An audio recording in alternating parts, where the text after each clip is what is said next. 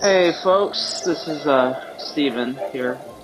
Not like it matters to all that much since most of you don't know me.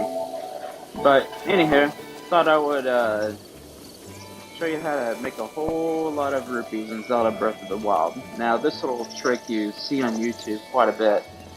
So this isn't really so much how-to, this is an awesome super duper secret that I'm showing you. It's more of best practices on how to do it efficiently and get the most bang for your buck. I think I timed it to getting one of these horns every 15-20 seconds is my fastest, so you can make a whole lot of money very quickly, especially since each horn from this dragon uh,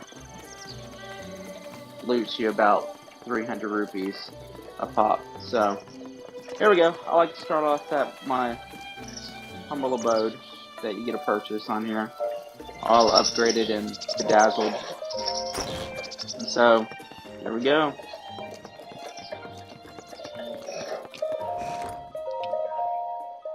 Now let's start off in the morning here, just because when I transport to where we need to go, most of the times you'll be able to see the dragon come out once you get there. But anywho, so the items that you're really going to need are, let me show you real quick, going to need the flame blade. And I would suggest using the one-handed flame blade, just because it obviously makes it easier to swipe around and light your campfire. And in this little money-making trick, time is of the essence, so you need to shave off as much time as you can. And Twilight Bow, so this is the big one. Super secret, not so secret weapon that you get from the Zelda Smash Brothers amiibo, and if you're bold enough to go buy that, it's probably around, I don't know, maybe $100, $150. You never know. I know when it came out, it was about $80 to $100 whenever I bought it. So call me crazy, but hey, we did just spend about $300 on a video game system, didn't we? So who's anybody else to talk, right?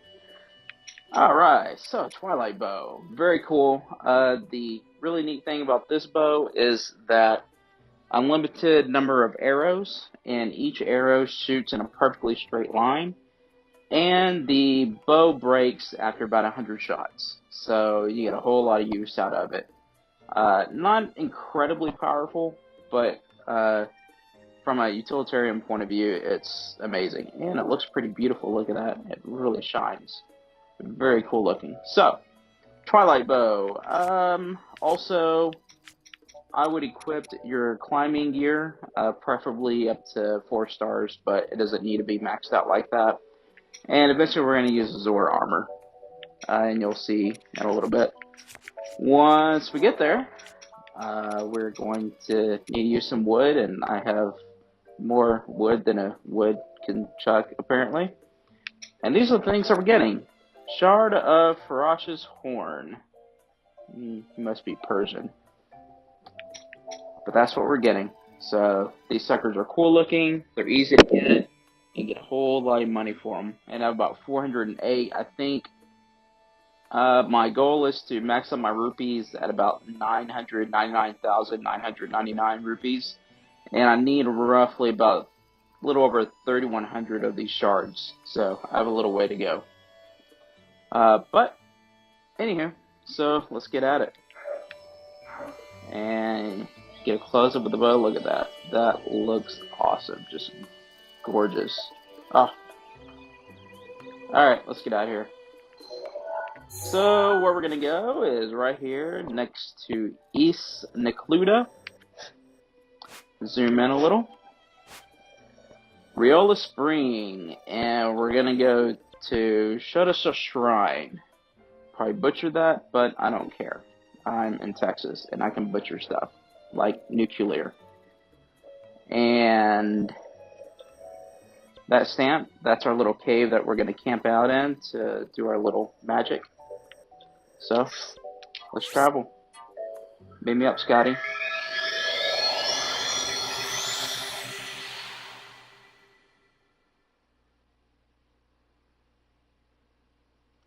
I've got the lovely bunch of coconuts, deedly dee, there they are, standing in a row. Big ones, small ones, some as big as your head. Oh, I never had to do this when Mufasa was around. Ah, perfect timing.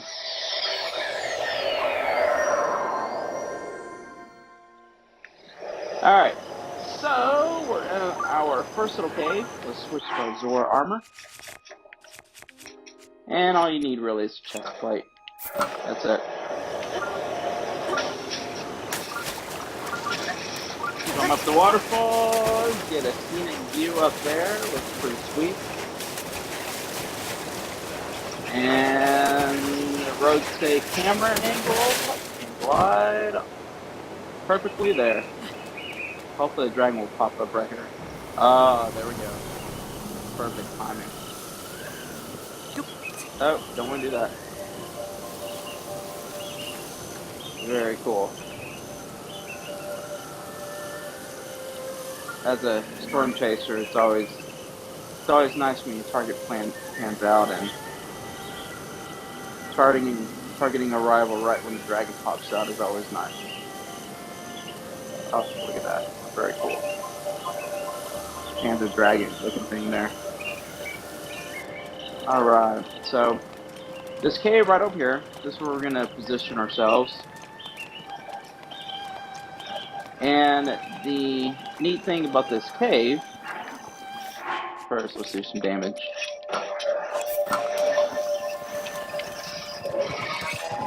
Come on, chumps.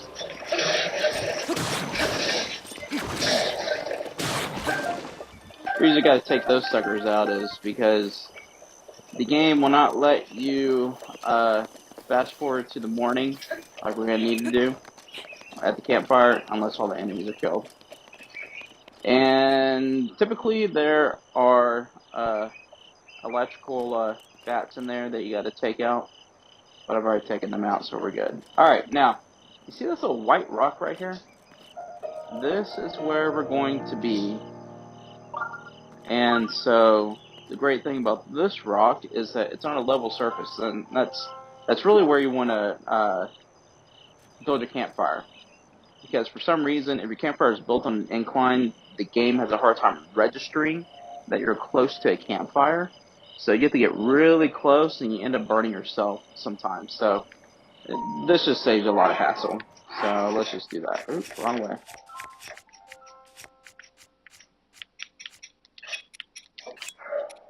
And position our campfire right there. Oops, wrong sword. Master sword can't create fire. There we go. Alright, build your fire. Get across it. Alright, you see this incline here? That is important because once we teleport to the morning, we are going to run up this incline. And the nice thing about the campfire being right here is that it's right by the incline. So after you teleport to the morning, or fast forward, whatever, time jump, you run up this incline, get the breeze, jump up, and do your whole gliding thing. You'll see that in a moment. So it makes it a whole lot easier. Anywho, so the difference between this best practice and what you normally see is that you normally have a different bow in the other videos. The light bow, as I affectionately call it, mainly because I don't remember what the heck it was called. That allows you extreme precision in the short amount of time that you have in order to shoot the horn on the dragon when he pops up. And you'll see that coming up. But the light bow is just best suited for this sort of thing. So let's go to morning. And I'll gather about 4 or 5 horns for you, just to let you know what it looks like in consecutive order. Go up the incline, jump, glide a little bit, and do your arrow thing. See this horn here? That's what you want to shoot. I like to shoot it in the middle. See that? You're looking for that pling sound. That's what you're waiting for, because that tells you that you hit the horn and not normal scales or its ears. But I like to hit that middle part of the horn. I like to aim for that, because if you go any lower, then you run a really good chance of hitting its ear. If you hit the ear, then you'll get a scale instead of a shard of a horn. And the scales only sell for about 150 rupees instead of the 300 rupees for the horn shards. So, you got that. And ladder fire. Get a morning. Oh, and they don't disappear whenever you fast forward. All of your dragon appendages stay where they are until you gather them. Now, I have found that the game can only handle about 33 items on the ground at once. So once you hit 33, then you shoot the horn and it'll glow briefly, but nothing will pop out. And so you end up wasting an arrow. So that dropped, and let's do it again.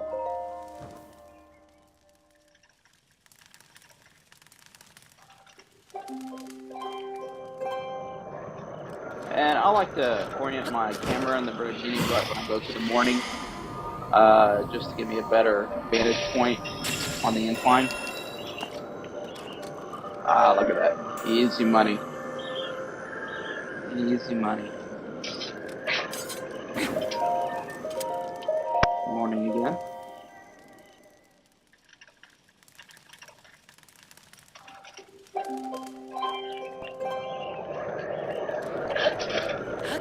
There we go. Alright. And if you position yourself right, then when you're gliding, then you can land right in front of the campfire. And once the shard hits the ground, then you're good for fast forwarding to the morning. And we'll see that sped up here, just to give you a better idea.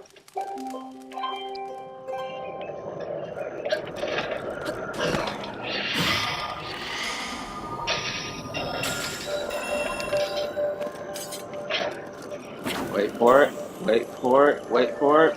Bam, there you go. As my generation would say in high school, not too long ago, maybe 20 years ago, cash money. Cash money. Yeah, look at that. And you got some lighting option there too, as we like this thing in the storm chasing community. I just like looking at that. Alright, let that land, and one more. Mainly because I want to spin around Link as he's frozen in midair.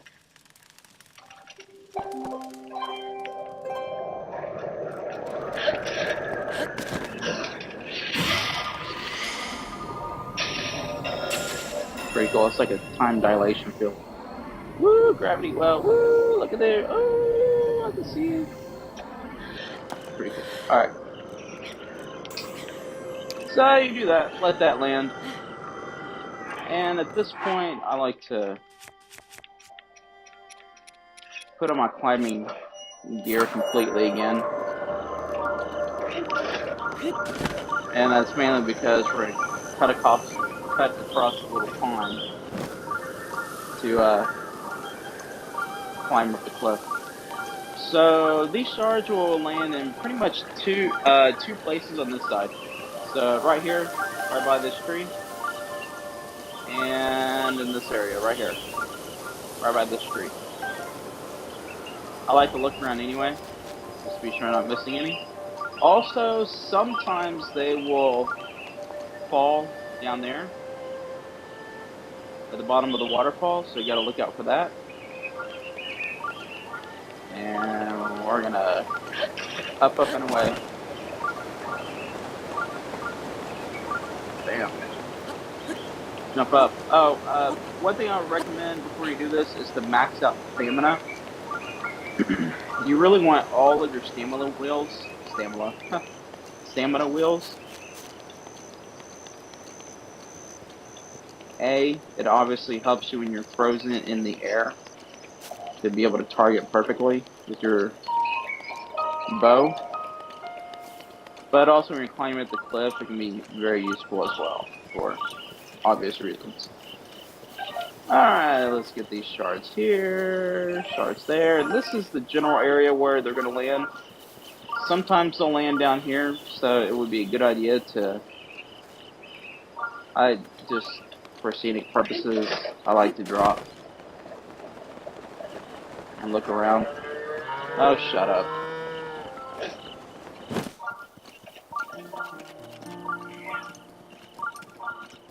You can hear that, my cat's trying to pick a fight with my friend's cat. They actually look the same. One's fatter than the other, but they're both black and white spots. It's actually pretty comical.